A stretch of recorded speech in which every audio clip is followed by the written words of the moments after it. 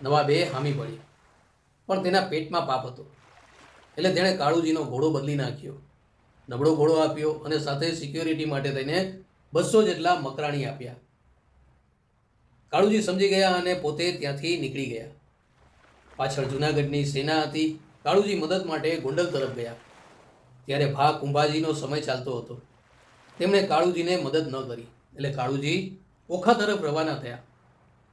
પોહિત્રા ગામના વાઘેરોએ કાળુજીને આશરો આપ્યો.